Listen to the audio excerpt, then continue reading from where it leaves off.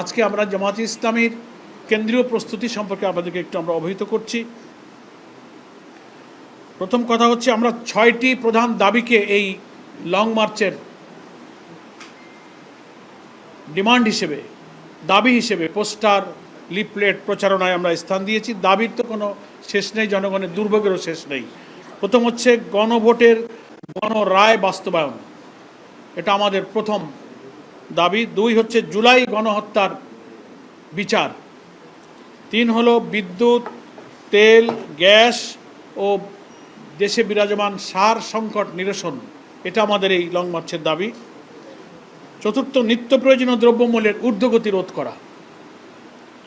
5, ভেঙে পড়া অবনতিশীল আইন শৃঙ্খলা পরিস্থিতির উন্নয়ন করা। সংঘাত, সংঘর্ষ, খুন, ধর্ষণ, একটা পরিবারের 4 জনকে খুন করা হয়েছে গাইবান্ধায় সেদিন, লাস্ট খবর। আর ধর্ষণ, ক্যাম্পাসে রক্ত ঝরা, যা আমরা দেখতে চাইনি, অপহরণ, এগুলো চলছে। এগুলোর পরিস্থিতির উন্নয়ন করা এবং এগুলো বন্ধ করা আমাদের এই লং মার্চের একটা দাবি। 6 হলো প্রশাসনের সর্বস্তরেই, আমরা বলবো একেবারে সরকারি পদ, স্বায়ত্তশাসিত পদ, আধা সরকারি এবং বিভিন্ন জায়গায় কর্পোরেশন, জেলা পরিষদ, শিক্ষা মন্ত্রণালয়, শিক্ষা বোর্ড সহ নানান জায়গায়, ইউনিভার্সিটির ভাইস চ্যান্সেলর থেকে নিয়ে, সংকীর্ণ দলীয়করণের প্রতিবাদ এবং এটা বন্ধ করা। এই 6টা দাবি আমরা আমাদের প্রধান দাবি হিসেবে লং মার্চের কর্মসূচিতে আমরা উল্লেখ করেছি। আমাদের ক্যাম্পেইনে, প্রচার প্রচারণায় আমাদের এটা প্রাধান্য পাচ্ছে।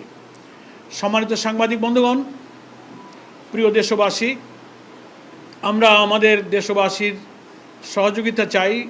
বিশেষ করে 5ই সেপ্টেম্বর শনিবার সকাল 7টায় আমরা ঐতিহাসিক বহু আন্দোলনের স্মৃতি বিজড়িত শাপলা চত্বরে সমবেত হয়ে সেখান থেকে চট্টগ্রামের আরেক সকল আন্দোলনের সূতিকাগার লালদিঘির ঐতিহাসিক ময়দানে আমরা গন্তব্যে পৌঁছানোর উদ্দেশ্যে যাত্রা আমরা শুরু করব শাপলা চত্বর থেকে।